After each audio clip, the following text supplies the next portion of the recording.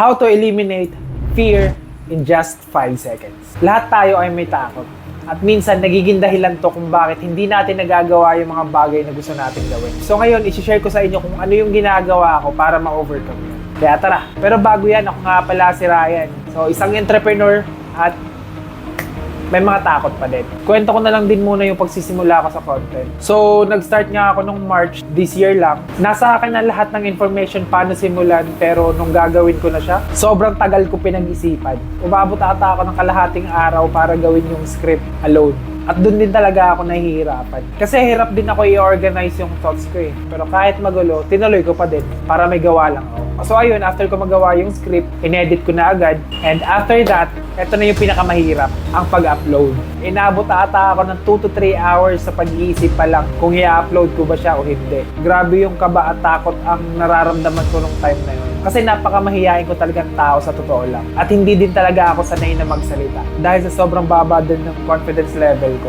At syempre, nauunahan din talaga ako ng takot. At kung ano-ano iniisip ko. Like kung ano sasabihin ng ibang tao towards sa akin, baka mali-mali yung pinagsasabi ko, o baka mabash ako. Pero nung naalala ko yung 5-second rule ni Mel Robbins, so ayun, na-upload ko na lang siya. And every time na may mga ganun akong situation, ganun na lang yung ginagawa ko. So ngayon, isi-share ko na sa inyo kung paano. So, ito yung hack. Ang dali lang na ito at sobrang effective.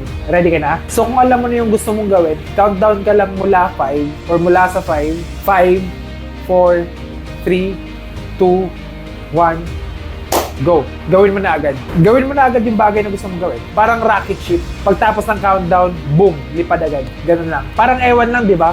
Pero effective. It works based on the science of metacognition. Sa ilang taon na pag-aaral nito, ay na-prove nila kung gaano ka-effective yung technique na to. It quiets the negativity bias that we have in us. Pero kung doon ka nakafocus sa countdown, nai-interrupt mo yung worries, doubts, and then magagawa mo na yung mga bagay na gusto mong gawin. And that's it. See? Tinitrick mo lang yung mind mo. And magandang tool siya to help you take control of your life and start living more authentically. I just wanna share this kasi naniniwala ako na if you live your life in fear, you are not living, you are hiding. Kasi ang kalaban natin dito ay hindi natin magawa yung mga bagay na gusto natin gawin because of fear. Lalo kung yung mga bagay na yun ay makakabuti naman talaga siya sa'yo.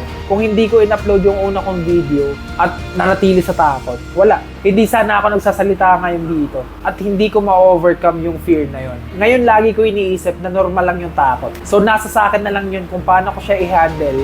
Either mananatili ako sa takot na yun o i-overcome ko siya. O uncomfortable siya, pero most of the time doon ka nag-grow eh. Nasa sayo na lang talaga. Hanggang kailan mo sasabihin na balang araw magagawa ko din yun.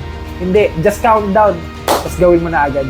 Gawin mo na agad yung gusto mo. So ayun, try mo lang. And let me know kung anong nangyayari. O kung ano yung naging resulta. And walang nakakaalam. Maybe you change your life in just 5 seconds. So ayun lang. And nga pala, nag-organize ako ng gala.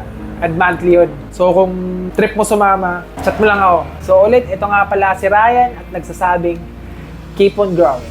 I'm out.